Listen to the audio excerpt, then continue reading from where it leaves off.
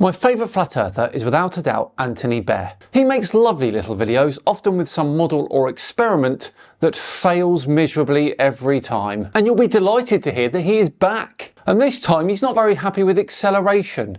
This should be a classic.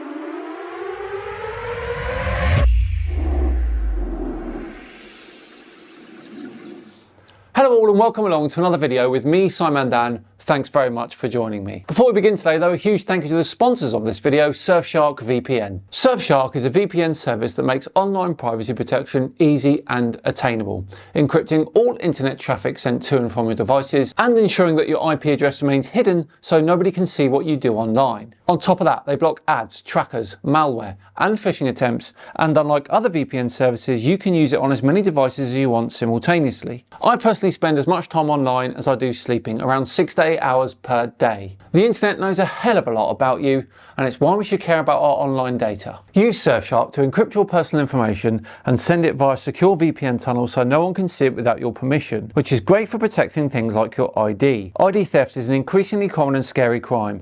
Use Surfshark and its HackLock system to get alerts anytime your email address or password is compromised. HackLock will scan various databases of leaked information and then notify its users if their data is found so they can take action. Go to surfshark.com/SimonDan for 4 extra months of Surfshark at an unbeatable price. Right, on with today's video then, which as I said in the intro features Anthony Bear. He is a flat earther who wants to tell us that in reality there's no such thing as acceleration. Unfortunately, he sets up a model which doesn't really work very well. You'll see what I mean. Here we go. Let's say you're walking on the equator, and of course, the Earth is spinning.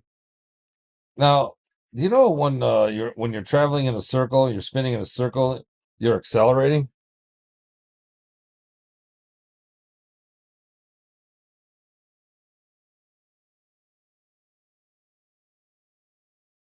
Obviously, the Earth wouldn't be spinning that fast. But if you were on the equator and the Earth was spinning, would you feel it? No, you wouldn't, and the numbers make that crystal clear. Earth's rotation gives you a centripetal acceleration of around 0.03 meters per second squared. Gravity, on the other hand, is around 9.8 meters per second squared. That means the spin is only around 0.3% of 1g. Our bodies don't respond to absolute motion. They respond to changes in motion. Earth's rotation is unbelievably smooth and the radius is massive. So the turn you're making as you spin is incredibly gentle. Now of course science can detect that. That's why we've got things like Foucault's pendulum, which swings in a predictable pattern because of Earth's spin. Gyroscopes also drift consistently because of that rotation. Whoa! Let's take a look. So let's calculate how fast the Earth would be accelerating if it was spinning. So if something's moving in a circle and you want to know how fast it's accelerating, you use this formula. Acceleration equals velocity squared divided by the radius. So it's a little more simpler than I thought. And let's calculate it out. The Earth at the equator is spinning 1,037 miles per hour. The radius of the Earth is 3,959 miles. Using a big number calculator and using the formula I just showed you, I plugged in the numbers and the Earth should be accelerating at 1.327 inches per second squared. Of course, you're not going to believe me, so let's Google it. And here we got the same answer. Anthony's just confirmed the science here. The formula is exactly the same one that physicists use, and the value he's calculated is the same one you'd find in textbooks. It's measurable, it's consistent, and it's exactly what you'd expect on a rotating globe. Okay, we got our little accelerator machine, got a big long arm for leverage, and then we're going to use it to accelerate something or somebody. This is the accelerometer part of our machine. So we have marks 1 through 5 seconds, so we can use those to match our calculated speed of the Earth. The distance per second is not linear because the calculation is squared. So you can see here at 1 inch, obviously we're at 1.33 inches, and then at 3 seconds we're at 5.9 inches, and at 5 seconds we're at 16.6 inches. So you can see it changes dramatically. In order to keep a constant acceleration, You're standing on the Earth backwards. You're on the equator. We're going to accelerate the same as the Earth would accelerate if it was spinning. Oh my word. What they've built here is a linear accelerator, a device that pushes something along a straight path with a constant acceleration. That is not the same as Earth's rotation. On Earth, you're not constantly being pushed faster and faster in a straight line. You're moving in a circle at a constant speed, with a tiny inward acceleration to keep you on that path. And here's the big difference. Constant linear acceleration feels dramatic, because your velocity is constantly changing in a straight line. But centripetal acceleration from rotation is gentle, steady, and always the same. It doesn't build up over time as Anthony's example suggests. All Anthony has done here is confuse two different types of motion, mixing up linear acceleration with rotational acceleration. And then, of course, he's drawn the wrong conclusion. So this is going to be a 5-second deal. Ready? I'm not going to tell you when I'm ready. I'm just going to go.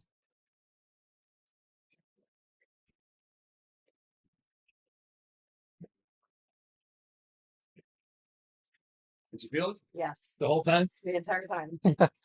That's pretty cool. My word, he's actually just done that. I mean, we could mock this more, but at least Anthony tries these things. Most flat earthers don't bother. Let's see how we did on timing. All right, so right there is 98, pretty close. Right there, we should be around 3 or 20 off. That's pretty close. Right here, about 20 off again, 22 off, pretty close, real close.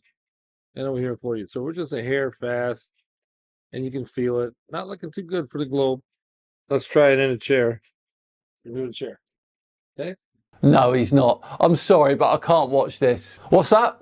You want to see him do the chair? Fine, fine.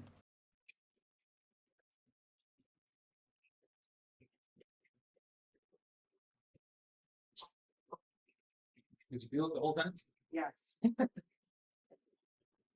So yeah, you definitely can feel it in chair, standing, don't matter, right? Say, I felt it a little less in the chair.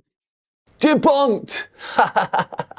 No, just kidding, of course. Again, what they're demonstrating here is linear acceleration, something you can feel, because the force is constantly changing your speed in a straight line. It's like being in a car that keeps going faster and faster and faster. You notice it because your velocity keeps increasing. That is not what's happening on Earth. That makes sense because you're top heavy when you're standing. Let's check the numbers. Okay, let's look at our time here. All right, so we take off. Right there, we're like 105. We're a little slow. Right here, we're, yeah, that's almost right on. One little bit slow, 306. We're slow there, like quarter of a second. And then, or like a half second slow there. So we're a little bit slow, and I can understand at takeoff you might feel a little bit, but she feels it through the whole way. So it's not looking too good for the globe.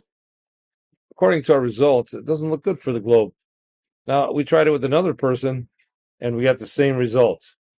Now, don't remember when you're traveling in a circle, you're accelerating, so you can't just say, "Oh, I don't feel it because of gravity." It doesn't work that way. Yeah, the issue here is that you've confused the two different types of acceleration, and with confidence as well. And this makes you look silly on the internet, Anthony, because you didn't check this out before you did your experiment. If you are accelerating on the globe in the manner that you think, it will be constantly spinning faster and faster and faster. But it doesn't. Okay, let's borrow a dog and try it. My word, Anthony, I think we get the premise of your experiment. There's no need to get this poor dog involved. Let's skip all this until he gets to his next test. Wow, it's amazing how the human body can feel the slightest movement. Okay, now let's do the drop test.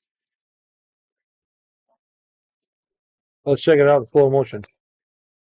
All right, so here we are in slow motion. We're going to drop it. And notice how it comes away from the level. Makes total sense because it's not accelerating anymore. And now it's moving away from the level. Makes total sense. Let's do it again. No, let's not. What they've built here is a system where the level itself is moving. or being forced forward by their contraption, whilst the dropped object is simply falling under gravity. So of course the two separate, they're not under the same force anymore. That's just Newton's first law in action. When you stop accelerating one object but not the other, they diverge. On Earth, everything, you, the air, the ground, the dropped object, is already moving together at the same rotational speed. If you let go of something, it doesn't all of a sudden fall behind you because it already has the same eastward momentum that you do. That's why you can toss a ball up in the air and catch it on a moving train. So once again, instead of showing anything meaningful about Earth's rotation, all you've done is confuse an artificial setup with the real world. And the drop test doesn't mimic the conditions of a rotating Earth at all. It just demonstrates basic inertia, which ironically is the exact same principle as to why we don't fly off the Earth in the first place. I am done with Anthony for this one. Once again we're treated to one of his experiments and once again he fails. A+ for effort though, Anthony. Well, there we go. Let's wrap this one up then, shall we? Let me know in the comments below what you thought of Anthony's experiment. As I say, we're all done and dusted for another one. Thanks so much for watching today. As ever, it's appreciated. If you enjoyed it, please do consider subscribing to the channel and hitting the thumbs up button too. Just enough time to once again thank Surfshark for sponsoring today's video. Go to surfshark.com/SimonDan for 4 months of Surfshark Extra at an unbeatable price. I've been Simon Dan. Have yourselves a great day and I'll see you tomorrow where Standing for Truth apparently has a reason why we don't find dinosaur fossils and human fossils together. Should be interesting. See you then.